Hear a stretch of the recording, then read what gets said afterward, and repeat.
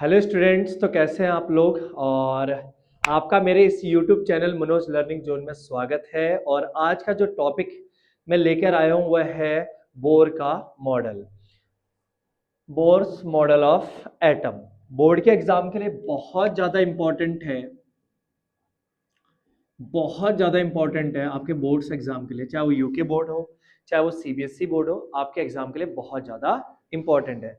अब बोर्ड्स ने इसमें कुछ बातें कही, आपने इसको 9th 10th में भी पढ़ा होगा, 11th की केमिस्ट्री में पढ़ा होगा, और अब जो है ये 12th की फिजिक्स में आ रहा है। तो कुछ इंपॉर्टेंट पॉइंट्स क्या कहे थे बोर्ड ने। पहला पॉइंट ये कहा था कि परमाणु में जो इलेक्ट्रॉन होते हैं वो एक निश्चित वृत्ताकार कक्षाओं में चक्कर लगाते हैं। इलेक्ट्रॉन जो होते हैं एक निश्चित वृत्ताकार कक्षाओं में चक्कर लगाते हैं नाभिक के चारों ओर, और वृत्ताकार कक्षाओं में घूमने के लिए इनको अभिकेंद्र बल की आवश्यकता होती है। अभिकेंद्र बल की आवश्यकता होती है जो किसके बराबर होता है, इलेक्ट्रॉन। देखो बताता हूं आपको, यह आपका न्यूक्लियस हो गया नाभिक, और मान लीजिए इसके चारों ओर क्या घूम रहा है, इलेक्ट्रॉन। अब न्यूक्लियस में आपके प्रोटॉन ही प्रोटॉन होते हैं, साथ में न्यूट्रॉन, बट न्यूट्रॉन में कोई चार्ज नहीं होता, जिस वजह से हम इसको प्लस शो करते हैं प्रोटॉन की वजह से। इलेक्ट्रॉन एक निश्चित वृत्ताकार कक्षाओं में चक्कर लगाता है, और चक्कर लगाने के लिए क्या चाहिए होता है इसको, अभिकेंद्र बल। और वह अभिकेंद्र बल इसको इस इलेक्ट्रॉन और इस न्यूक्लियस, न्यूक्लियस आपका कैसा, पॉजिटिव, तो इन दोनों के बीच लगने वाला वैद्युत आकर्षण बल से प्राप्त होता है, जिसको हम कूलाम का बल भी कहते हैं, यानी कि Coulomb's force, electrostatic attraction force. क्योंकि एक नेगेटिव चार्ज और यहां पर है पॉजिटिव चार्ज, और दोनों के बीच में जब फोर्स लगता है चार्ज के बीच में, तो उसको हम कहते हैं इलेक्ट्रोस्टैटिक फोर्स, यानी कि वैद्युत बल।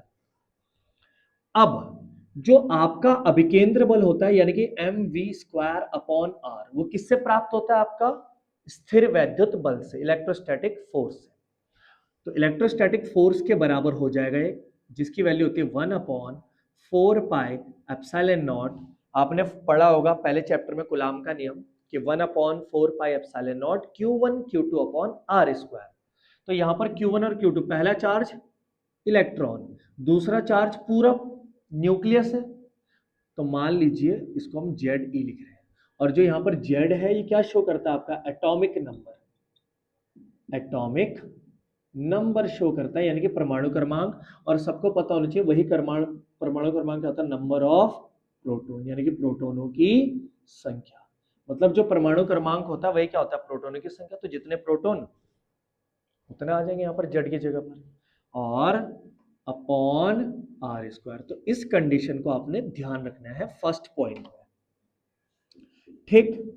सेकंड पॉइंट कहता है कि परमाणु का संपूर्ण धनावेश और संपूर्ण द्रव्यमान उसके केंद्र पर निहित होता है या केंद्रित होता है। उसका जो सेंटर होता है न्यूक्लियस, सारा का सारा इसी पर क्या माना जाता है, केंद्रित माना जाता है, पूरे परमाणु का द्रव्यमान और पॉजिटिव चार्ज। थर्ड पॉइंट क्या बोला जाता है, थर्ड पॉइंट ये बोला जाता है कि जितने भी इलेक्ट्रॉन नाभिक के चारों ओर घूम रहे हैं, जो नाभिक के चारों ओर घूम रहे हैं, वो केवल और केवल उन्हीं वृत्ताकार कक्षाओं में चक्कर लगाएंगे जिनका कोणीय संवेग h अपॉन 2π का पूर्ण गुणज होता है। ये जो n है एक पूर्ण संख्या है। कैसी संख्या है, पूर्ण संख्या, पूर्ण संख्या, इंटीजर, जिसकी वैल्यू क्या हो सकती है आपकी 1 2 3 4 5 डॉट डॉट डॉट। तो कहता है तीसरा पॉइंट कि कोई भी इलेक्ट्रॉन केवल और केवल उन्हीं वृत्ताकार कक्षाओं में घूम सकते हैं जिनका कोणीय संवेग h अपॉन 2π का पूर्ण गुणज होगा। तो L बराबर होता है mvr बराबर nh अपॉन 2π। ये थर्ड पॉइंट में आपने ध्यान रखना है, ये आपका थर्ड पॉइंट हो गया। उसके बाद आता है आपका आखिरी और चौथा पॉइंट। वैसे तो पॉइंट्स है, पर चौथा पॉइंट में ये कहता है कि इलेक्ट्रॉन को जब कहीं बाहर से ऊर्जा मिलती है तो वो क्या होते हैं, अपनी ऊर्जा स्तर को छोड़कर उच्च ऊर्जा स्तर में चले जाते हैं और लगभग 10 की पावर -8 सेकंड रुककर वापस अपने ऊर्जा में, अपनी कक्षा में वापस लौट आते हैं। ठीक, तो ये था आपका बोर्स का मॉडल, और ये आपका लिखने के लिए आएगा तो बहुत आसान है। ये 2 पॉइंट ध्यान रखें। और इससे बोर्ड का सबसे इंपॉर्टेंट क्वेश्चन एक और बनता है कि बोर के मॉडल में किस भौतिक राशि का क्वांटीकरण माना। बोर के मॉडल ने किस भौतिक राशि का क्वांटीकरण माना, मतलब जो फिजिकल क्वांटिटी होती है किसका क्वांटाइजेशन माना है, तो माना आपका कोणीय संवेग। किसका? कोणीय संवेग, यानी कि एंगुलर मोमेंटम, इसका क्वांटाइजेशन माना, क्योंकि ये बोला ना पूर्ण गुणज, इंटीग्रल मल्टीपल, क्वांटाइजेशन माना इन्होंने, क्वांटीकरण माना। ठीक है, तो ये था आपका बोर का मॉडल। फिर इससे रिलेटेड आपके 2 से 3 प्रूफ छोटे छोटे से आते हैं, मैं फटाफट से बता देता हूं। रहने दे देते हैं भाई।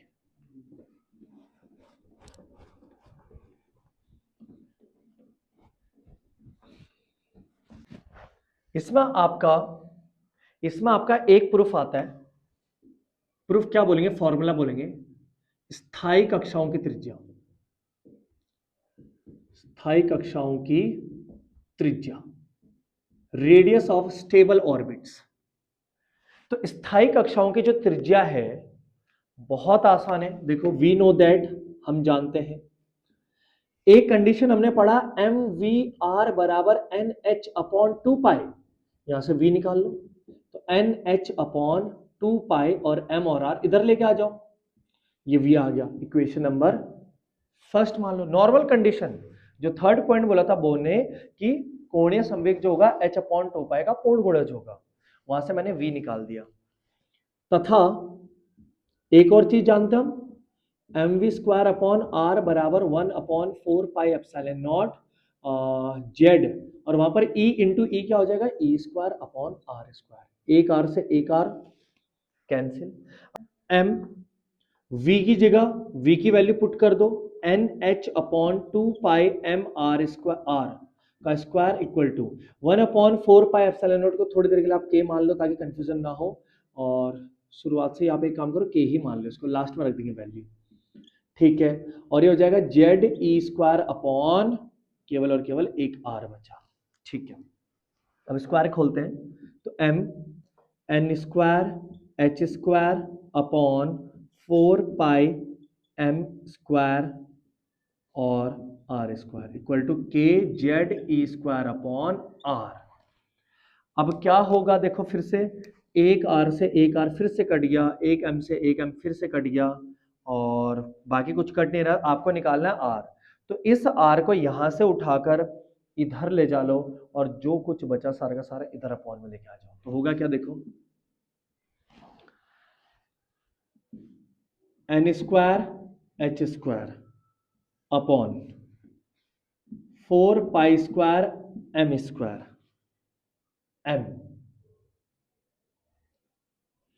और आर इधर से हम उधर लेके जाएंगे और उधर का सारा इधर लेके आ जाएंगे, तो इधर क्या क्या आ जाएगा आपका, के जेड और ई स्क्वायर, और बराबर में केवल क्या बचेगा, आर।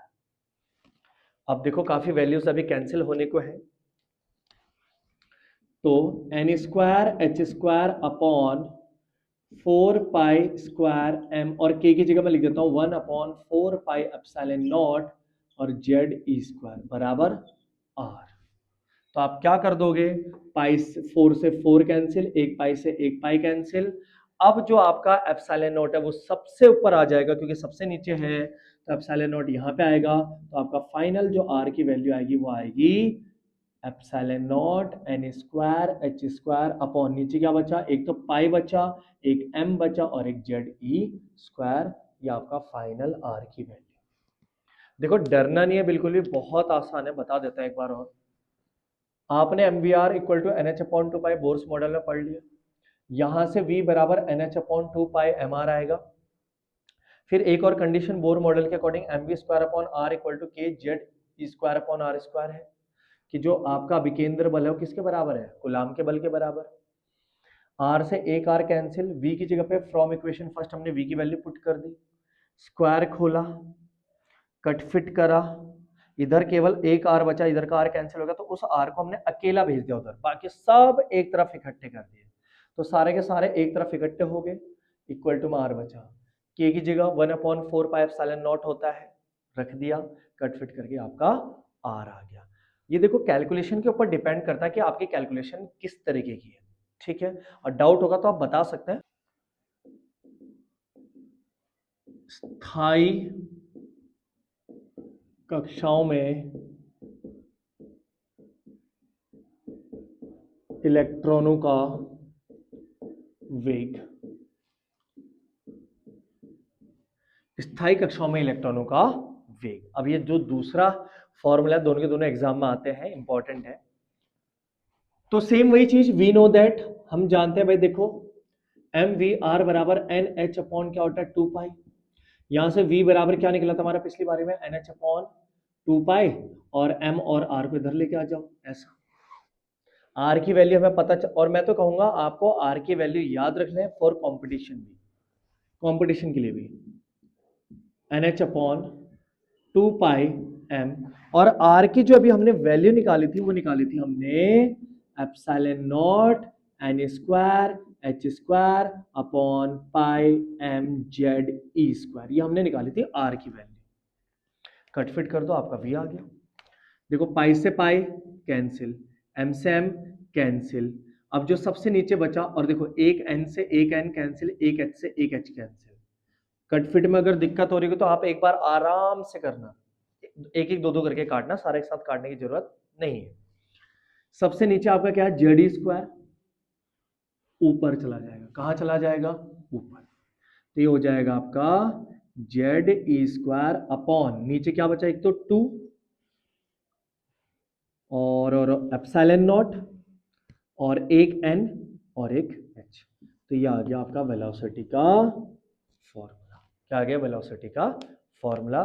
तो ये हाइड्रोजन स्पेक्ट्रम जो मैंने आपको बताया, उससे रिलेटेड आपको ये दो चीजें देखनी है, ये इंपॉर्टेंट है एग्जाम के लिए। क्लियर हो गया। तो ये था आपका छोटा सा टॉपिक, आपके लिए एक ऐसे शॉर्ट्स के तौर पर लेके आया था, तो आप इसको ध्यान से देखें, अच्छे से सीखें, और जो भी डाउट होगा आप मुझे बताते रहें।